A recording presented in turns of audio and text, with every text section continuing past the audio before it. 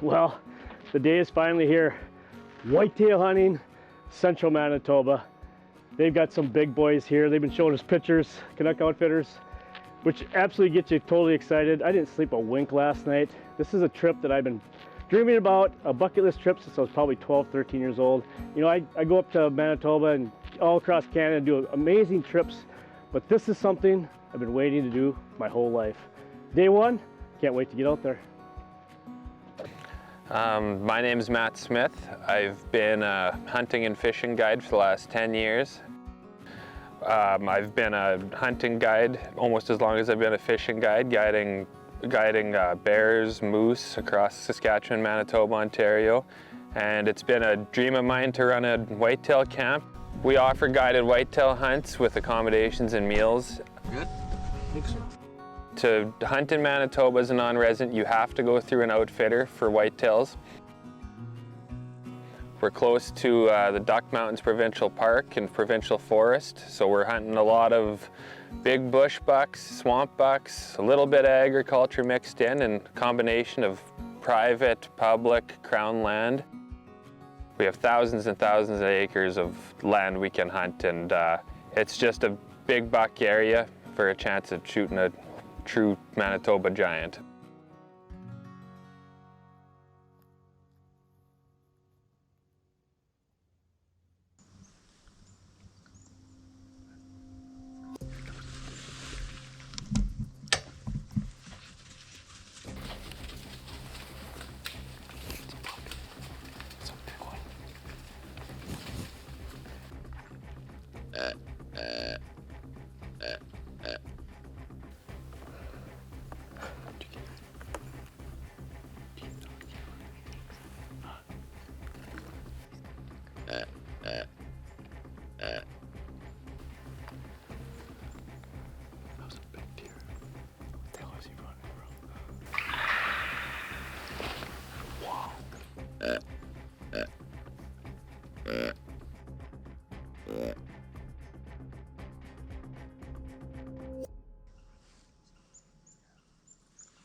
Oh, here comes a 6-pointer.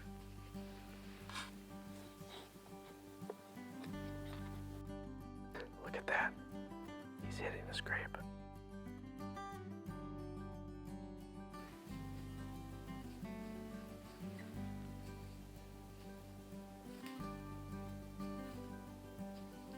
We're definitely gonna pass on him. There's some big ones around here. I almost wonder if that bigger buck kicked up that 6-pointer.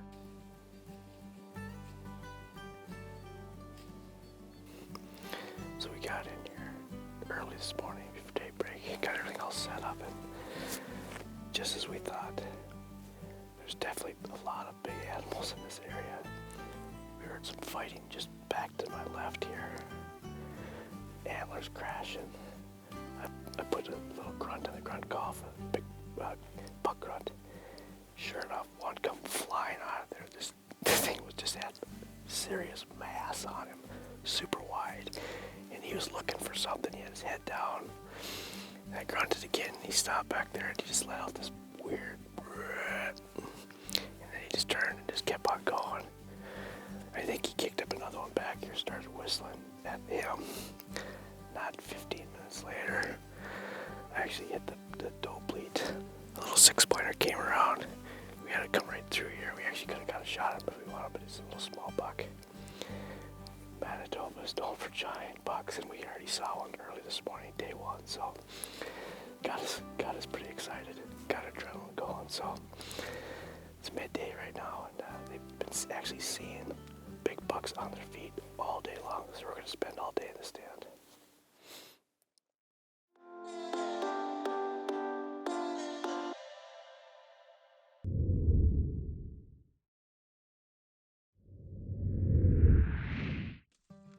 Another morning in the stand where we saw that big buck. This time, we brought the secret weapon. We brought a decoy. The decoy can definitely be helpful because the buck will stop and hang out. If you make a noise, they usually react to the decoy, not you in the stand. The does don't always react positively to the decoy, but it's definitely worth having out.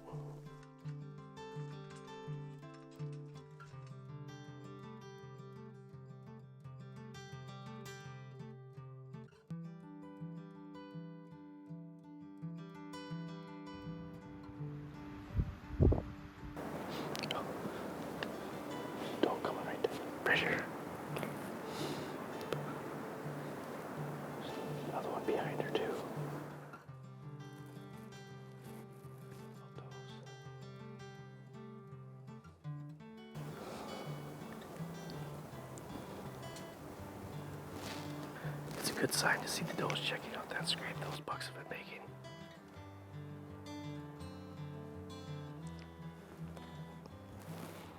Oh Jesus, there's down here too. There's another one down here.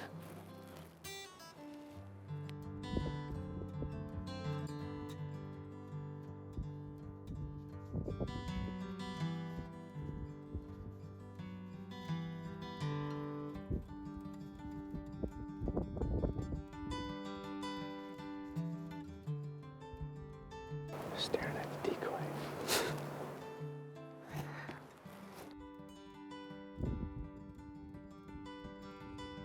You can definitely tell the rod is on. They're trying to get the decoy's attention. I've never seen anything like it. She keeps going back in the woods and coming back.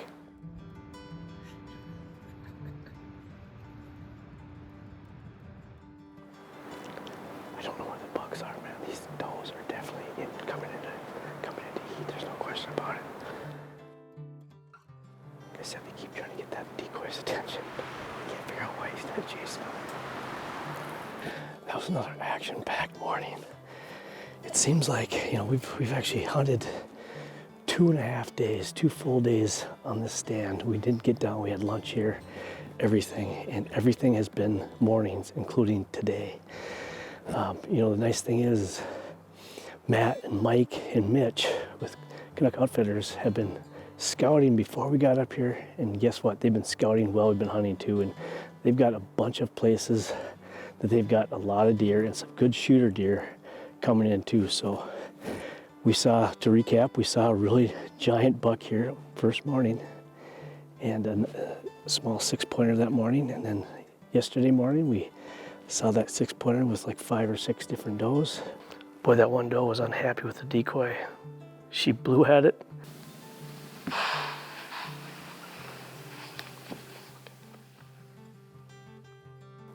This morning, again, we saw 6 does and fawns, and actually had the decoy up the last couple of days, and today they really reacted like they wanted to be chased. They were dancing around, trying to get the decoy's attention. Of course, the decoy isn't going to chase them, but the fact of the matter is, they are coming into season and they are looking for bucks, and the bucks should be on their feet looking for them too. So we are going to try a different spot. We're actually going to switch to a blind this afternoon, and we're probably going to stay here in the mornings. Mornings have been really good here, and we know there's big bucks here, so we want to come back here, but there's also big bucks everywhere else too. So we're going to try a blind in another spot that got picked out. So we're going to pack up a few things and head that way, grab a quick lunch, we'll be out in the field.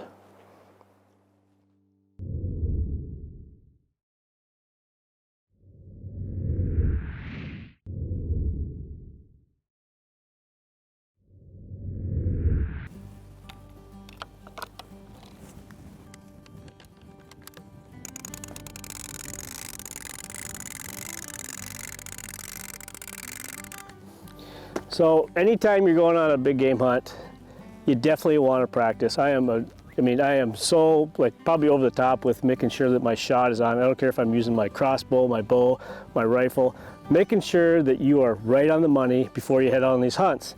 The nice thing about, the interesting thing about this crossbow is that it's actually got reticles inside, so you know exactly what range you're shooting, 20, 30, 40. I mean, this thing has got reticles down to 100, but you still need to know your equipment. But when I came here, I'm not used to shooting 50, 60, 70 yards, which we are here because it's a lot of open territory.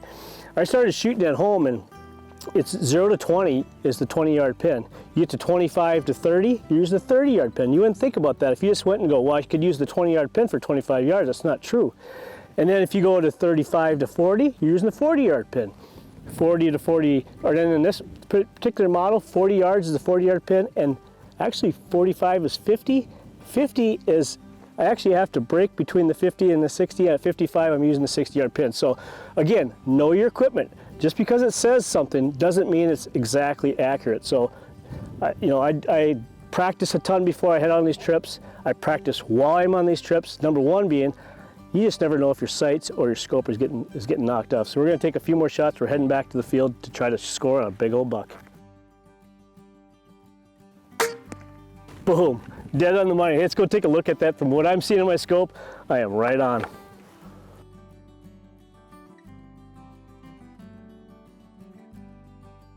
Tell you what, if you're right there at 30 yards in this crossbow from what I've been shooting, I'm hitting basically right this circle all the way out to 55 yards.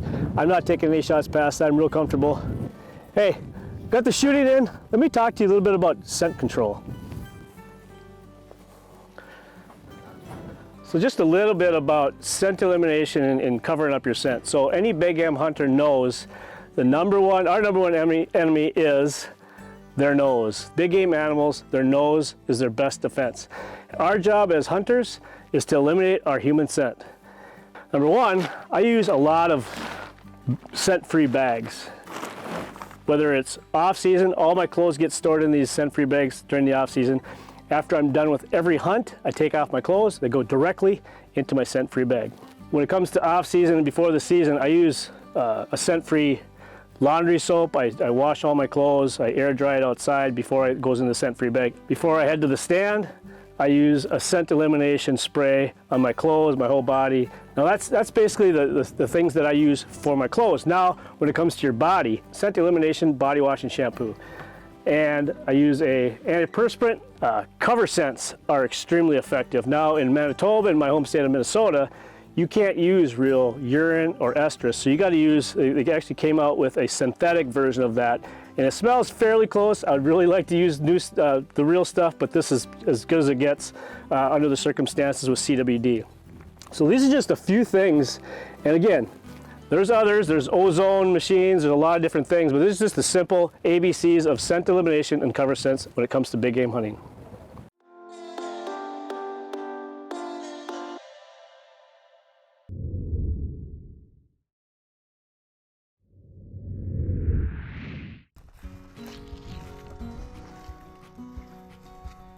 Well, although the tree stand has been active in the mornings, it's time to try a new spot this afternoon. We've got the blinds set up on the edge of the field with a deer coming out. And hopefully a big buck will follow very close behind a doe.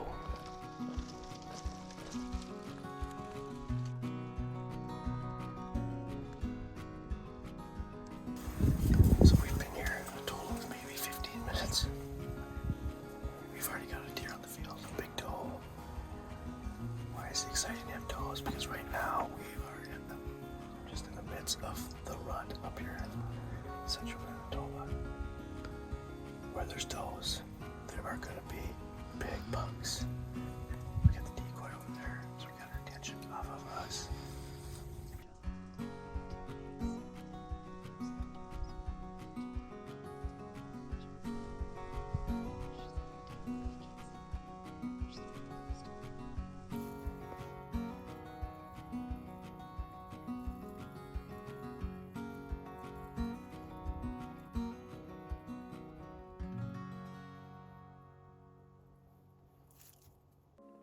I want to mention a tool I utilize for every hunt.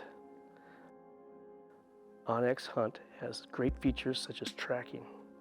As you can see, here's our camp, and our path while driving, and then our path we walk to get to our spot.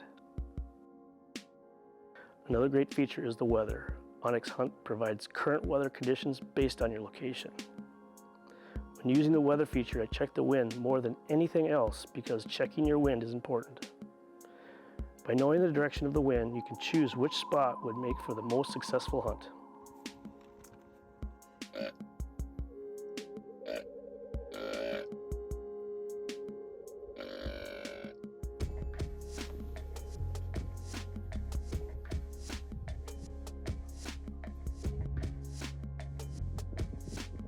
We've seen a good handful of does feeding this afternoon in the evening, but unfortunately, no bucks.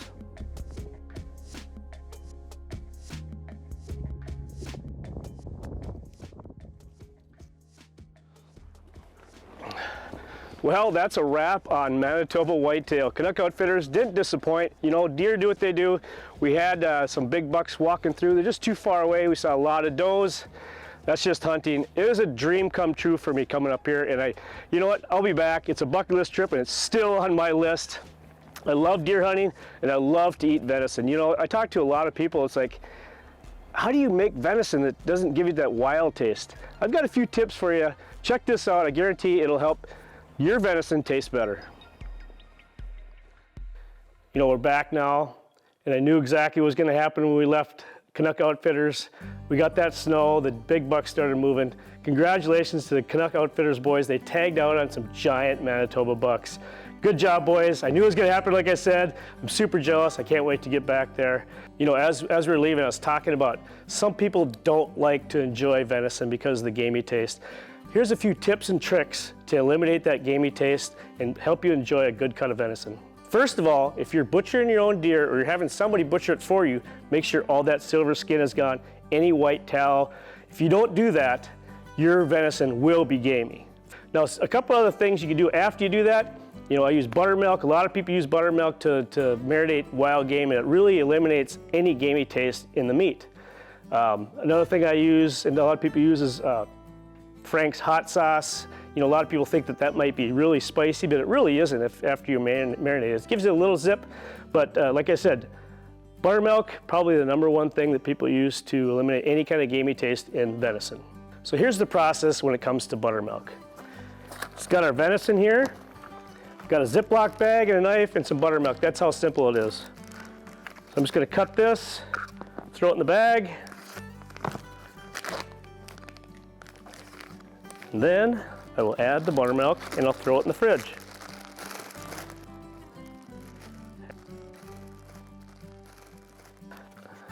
I will add this whole half a gallon of buttermilk to this gallon bag.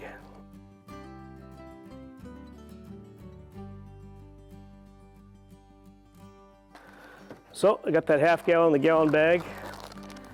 I could add more if I wanted to. I always go with a half a gallon just because I want that meat to be fully covered in the buttermilk for the whole night. So I'm gonna put this in the fridge overnight and we're gonna start cooking tomorrow.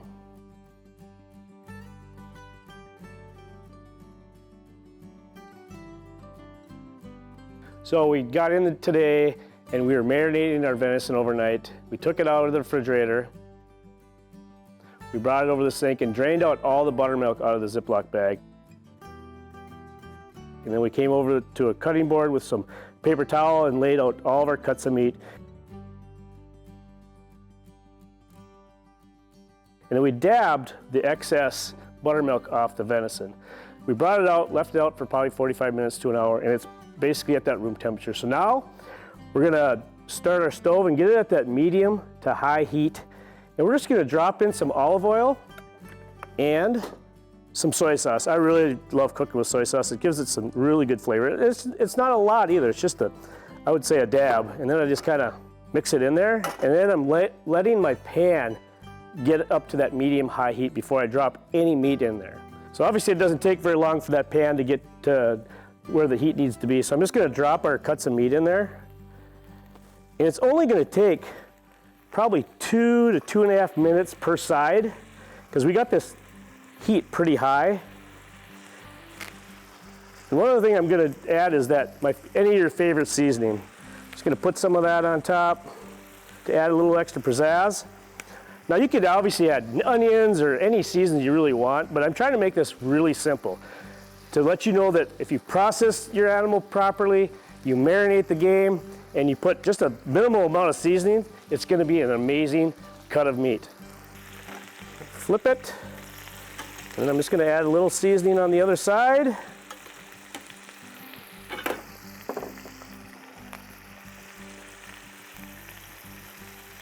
It's already smelling amazing. Venison is best eaten at medium rare for sure. I would not overcook it because that will be the first step in ruining any venison. It looks like we're right at about that 135, which is exactly where we want to be. Now, like I said, one other way you can test it is just make a cut into the meat.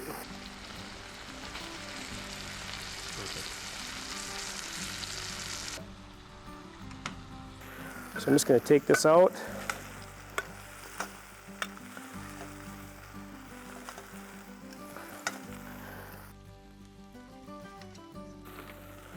And I will make a little cut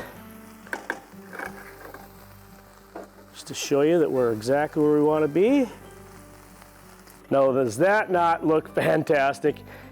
If you want to shoot a giant buck, I would suggest you give Kannuk Outfitters. We had an absolute ball. Obviously, you saw the photos of the guys tagging on us of just some monsters. Get up there, tagging on a giant monster whitetail.